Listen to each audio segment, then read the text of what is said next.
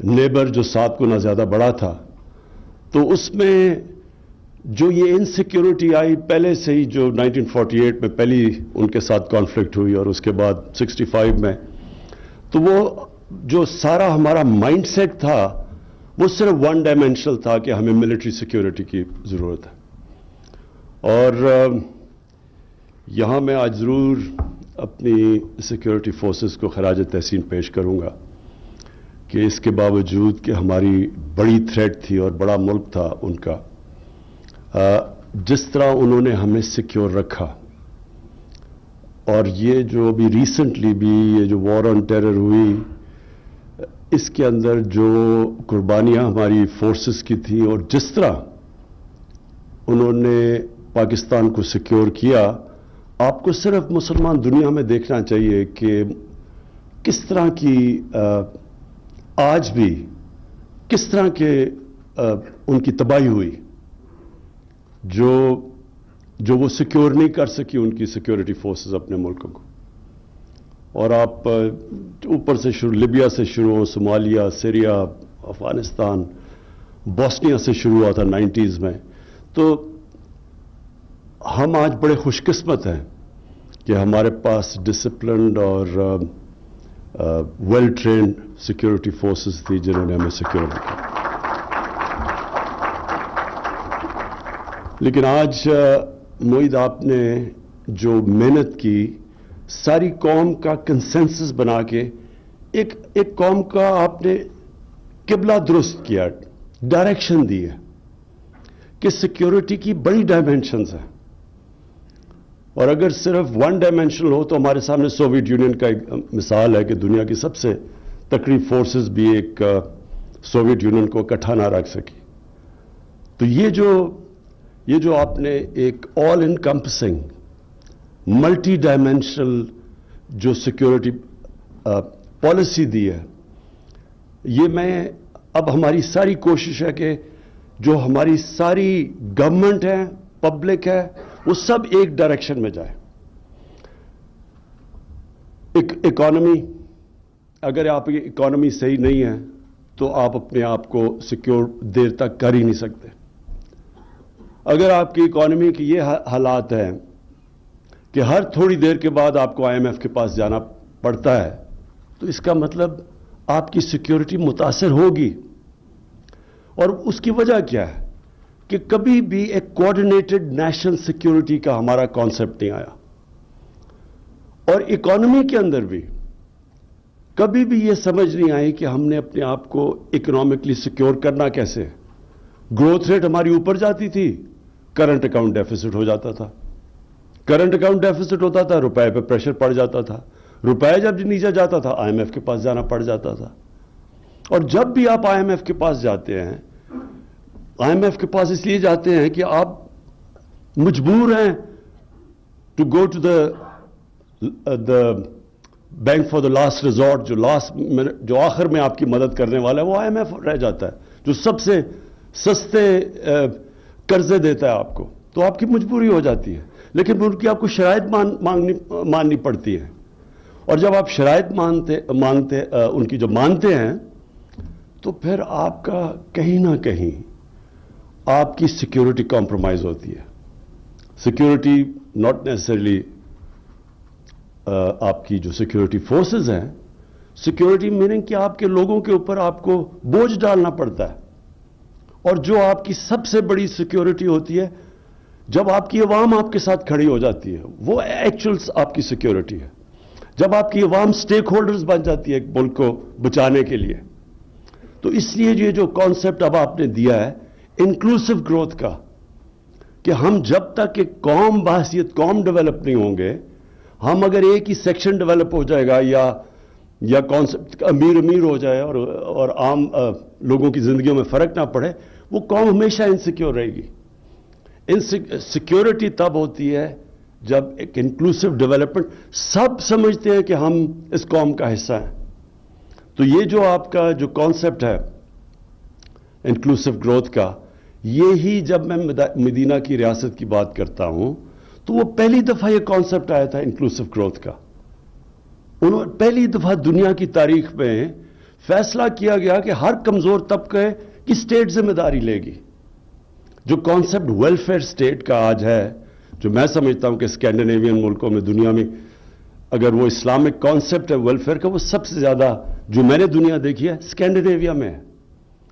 ہر طرح ایک ریاست اپنے کمزور طبقے کی ذمہ داری لیتی ہے, وہ پھر اسٹیک ہولڈر بن جاتا ہے اس ریاست کو بچانے کے لیے, وہ اصل فورس بن جاتا ہے. ہر شہری پھر اس ریاست کو بچانے کی کوشش کرتا ہے. آپ اگر انکلوسو اسٹیٹ کا دیکھنا چاہتے ہیں سیکیورٹی اور انسیکیورٹی, تو صرف ہندوستان کی تاریخ دیکھ لیں. جب بھی وہ اوپر افغانستان سے وہ نکلتے تھے تو وہ سیدھے جا کے پانی پت پہ لڑائی ہوتی تھی, اور کوئی راستے میں ریزسٹنس نہیں ہوتی تھی. اس کی وجہ کیا تھی کہ فیوڈل سسٹم تھا. فیوڈل سسٹم کا کیا مطلب ہے کہ اوپر جو بیٹھا ہوا ہے وہ اس کے پاس ساری طاقت ہے, وہ قانون سے اوپر ہے, وہ جو پیسہ سارا اوپر ہے, اور جو نچلا طبقہ ہے اس کا کوئی سٹیک نہیں ہے ریاست کے اندر, تو وہ جو مرضی اوپر آ جائے اس کو فرق ہی نہیں پڑتا تھا اس کی زندگی کو. لیکن جب یہ جو سارا قبائلی علاقہ افغانستان, یہ کیوں فرق تھا؟ کیونکہ ان کا ایک ڈیموکریٹک کلچر تھا. ان کی جو جرگہ سسٹم تھا وہ ایک ڈیموکریسی بھی تھی, اور وہ پھر وہ انصاف بھی دیتی تھی لوگوں کو. تو وہ پھر اپنی آزادی کو ویلیو کرتے تھے, وہ پھر ریزسٹ کرتے تھے کسی کو جو ان کی آزادی لے. لیکن جب آپ کی آزادی نہیں ہے تو جو مرضی اوپر آ جائے. تو جو انکلوسو گروتھ پاکستان میں کانسیپٹ ہم لے کے آئے ہیں ریاست مدینہ کا, مقصد یہ ہے کہ ہم اپنے سب سے پہلے لوگوں کو جو سب سے ونربل طبقہ ہے اس کی زندگی کو سیکیور کریں. اور مجھے سب سے زیادہ خوشی ہوئی کہ میں نے فائنلی کنونس کر لیا جتنے صوبے ہمارے نیچے تھے کہ ہم ہر خاندان کو سیکیور کریں ہیلتھ انشورنس دے کے. یونیورسل ہیلتھ انشورنس آج یہ ڈیولپڈ ممالک کے اندر بھی یونیورسل ہیلتھ انشورنس نہیں دیتے. اگر وہ انشور اپنے آپ کرتے ہیں تو پریمیم دیتے ہیں. یہاں ہم نے اتنی بڑا قدم اٹھایا ہے کہ ہر خاندان کو ہم نے ہیلتھ انشورنس دے دی 10 لاکھ کی اپنے صوبوں کے اندر جدھر ہماری گورنمنٹس ہے. بلکہ سوائے سندھ کے سارے صوبوں کے اندر اس وقت ہیلتھ انشورنس کا سلسلہ چل چکا ہے, اور انشاءاللہ مارچ تک ہر خاندان کے پاس ہیلتھ انشورنس ہوگی.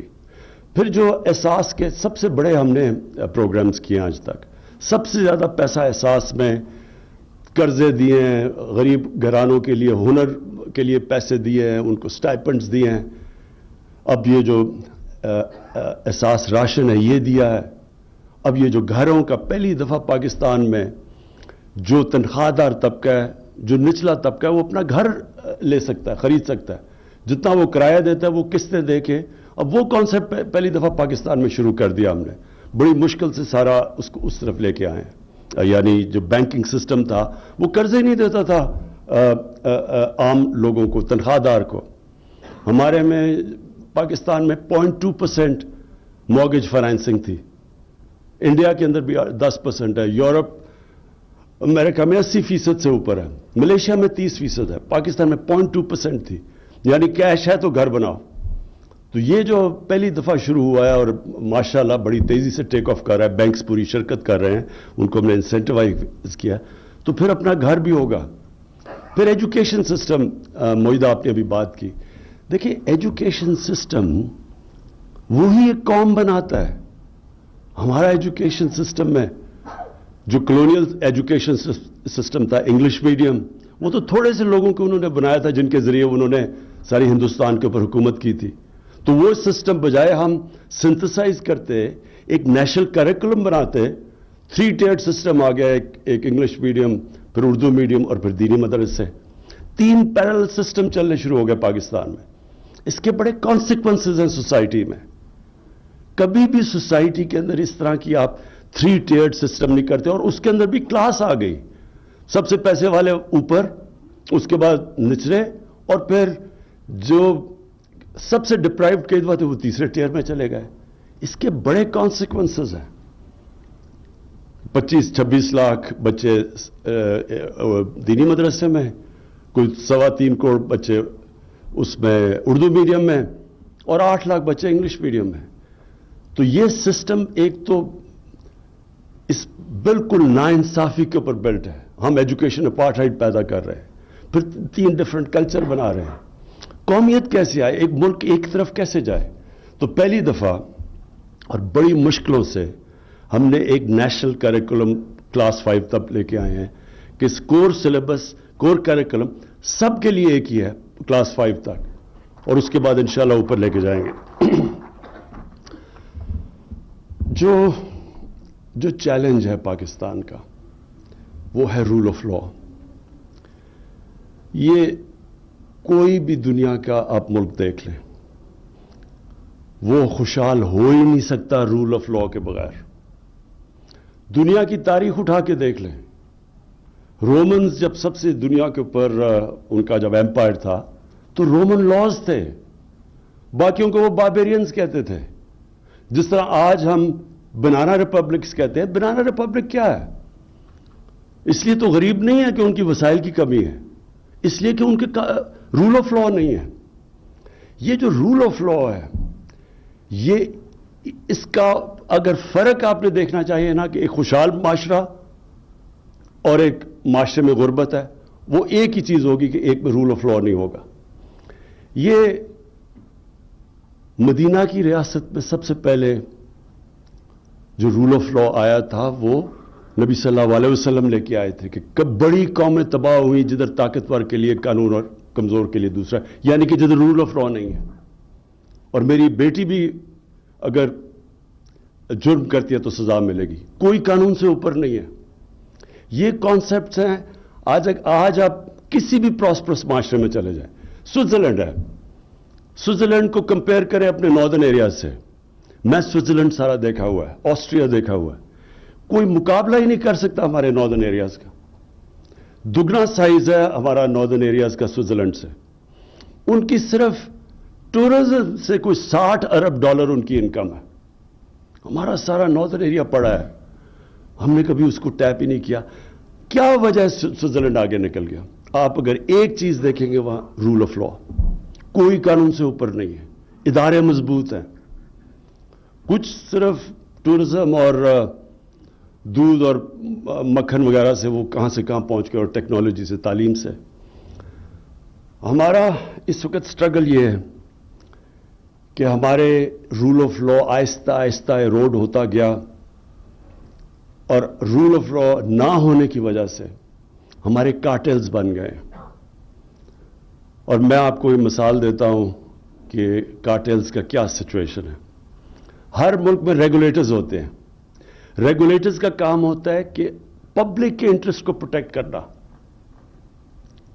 جو بھی ریگولیٹر ہوتا ہے وہ مثلا کمپٹیشن کمیشن ہے, اس کا کام ہے مونوپلیز کو روکنا اور آرٹیفیشلی جو ہورڈنگ کر کے قیمتیں اوپر بڑھا دیتے ہیں, عوام کا انٹرسٹ پروٹیکٹ کرنا. جس طرح SCCP ہے, جس طرح اسٹیٹ بینک ہے, یہ سب ریگولیٹرز ہیں. میں نے ریگولیٹرز کی میٹنگ بلائی. میں نے ان کو کہا کہ جو جس طرح کا آپ کا کام ہونا چاہیے وہ نہیں ہو رہا, آپ پبلک کا انٹرسٹ نہیں پروٹیکٹ کر رہے. انہوں نے مجھے جو جواب دیا وہ آپ سمجھیں کہ رول آف لا کی کتنی ضرورت ہوتی ہے ملک کو. انہوں نے کہا ہمارے پاس ہمارے اوپر 900 کیسز ہیں, 900 سٹے آرڈرز ہیں.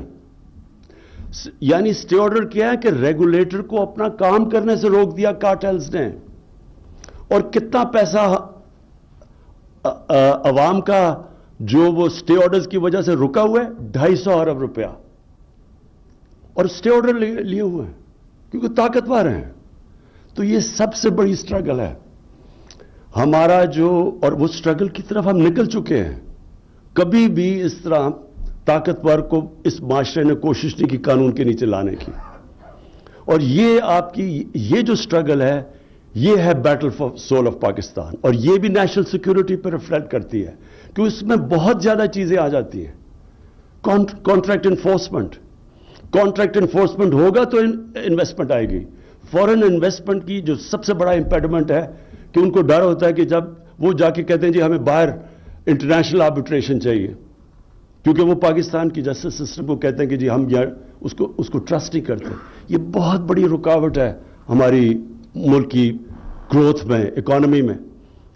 22 کروڑ کی عوام ہے اس وقت. ہمارا جو مارکیٹ ہے پاکستان میں اور ینگ پاپولیشن ہے, یا تو ہر دنیا کی بڑی کمپنی کو آنا چاہیے. سو جو نیشنل سیکیورٹی کی آپ نے بات کی, یہ ایک ملٹی ڈائمینشنل اس لیے ہے کہ سب کو ایک ہی طرف اب جانا ہے. اب میں ایکسپورٹس کی بات کرتا ہوں. پاکستان کی ایکسپورٹس پچھلے 5 سال جو ہمارے آنے سے پہلے وہ اسٹیگنیٹ کر گئی. اب اگر آپ کی ایکسپورٹس ہی نہیں بڑھ رہی, ملک میں ویلتھ کریشن کیسے ہو سکتی ہے, ترقی کیسے کر سکتا ہے؟ کہ جب آپ باہر سے چیزیں زیادہ خرید رہے ہیں اور بیچ کم رہے ہیں تو کوئی ملک بھی آگے نہیں جا سکتا. تو پھر جب ہم نے اسٹڈی کیا تو ریئلائز کیا کہ ہمارے تو جو ساری گورنمنٹ ڈپارٹمنٹس ہیں ان کا تو کوئی کنیکشن ہی نہیں ہے کہ ملک کی ضرورت ہے ایکسپورٹس بڑھانی, اور وہاں امپیڈمنٹس ہیں, رکاوٹیں ڈالی ہوئی ہیں ایکسپورٹرز کے راستے میں. اور رکاوٹیں نہیں, جو فورن انویسٹر آئے اس کے راستے میں رکاوٹیں ڈالی ہوئی ہیں. کہ جب تک اور اب ہم کیا کر رہے ہیں, ہم نے پورا اب ساری ڈپارٹمنٹس کو الائن کر رہے ہیں کی طرف کہ کس طرح ہمارے ملک میں ڈالرز آ سکتے ہیں. وہ کون کون سی انڈسٹری ہے جو کہ امپورٹ سبسٹیٹیوشن کر سکتی ہے. کس طرح ہم نے چائنا سے کون سی ایکسپورٹ اورینٹڈ انڈسٹری کو ریلوکیٹ کروانا ہے پاکستان میں. ہم نے ایگریکلچر میں کیا کرنا ہے, کیا وجہ کہ ہم اتنا بڑا بل ہے ہمارا پام آئل امپورٹس کا, کیوں سارا ہمارا پاس کوسٹ پڑا ہوا ہے, سمندر پڑا ہوا ہے جدھر پام آئل اگ سکتا ہے. یعنی یہ کبھی بھی چیزیں نہیں ہم نے سوچی کہ ہم کس طرح اپنے ملک میں اپنی ایکسپورٹس اور اپنی یہ جو کرنٹ اکاؤنٹ کا جو باٹل نیک آتا ہے اس کو کیسے دور کر سکتے ہیں.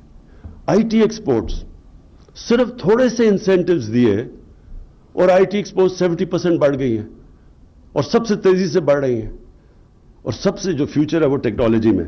کہنے کا مقصد یہ ہے کہ ہم نے جو یہ نیشنل سیکیورٹی پالیسی لے کے آئے ہیں یہ آل انکمپسنگ ہے.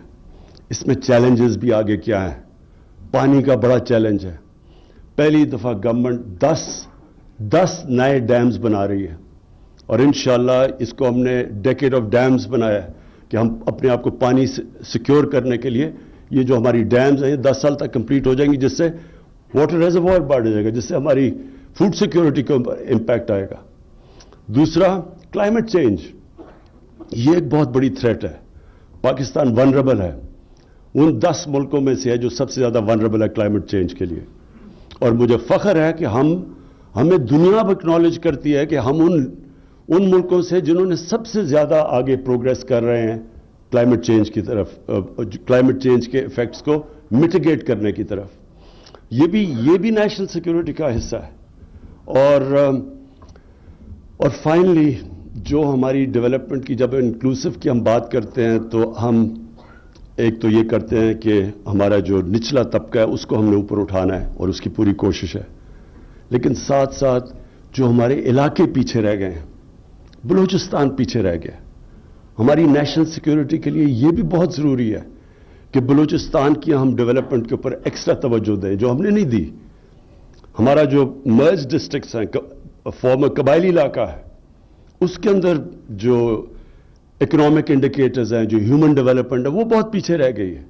یہ بھی بڑا امپورٹنٹ ہے کہ ان کو ہم اسپیشل پوری کوشش کریں کہ ان کو اوپر لے کے آئیں. جس طرح ایسٹ جرمنی پیچھے رہ گیا تھا, جب یونیفیکیشن ہوئی تو ایکسٹرا پیسہ خرچ کیا گیا ایسٹ جرمنی کے اوپر کہ ان کو ان کی اسٹینڈرڈ آف لیونگ اوپر لے کے آئیں.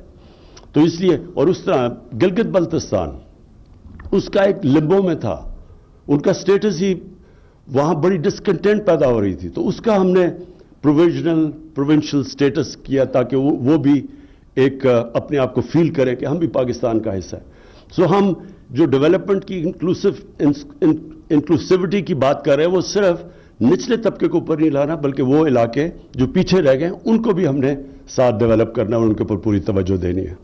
میں آخر میں پھر معید آپ کو اور آپ کی نیشنل سیکیورٹی ڈویژن کو خاص طور پہ خراج تحسین پیش کرتا ہوں کہ آپ نے بڑی محنت کی اور ایک ایسی ڈاکیومنٹ پروڈیوس کی ہے اور نیشنل کنسنسس ڈیولپ کر کے جو ساروں کو اب اورینٹیٹ کر رہی ہے آل انکمپسنگ نیشنل سیکیورٹی کی طرف. شکریہ.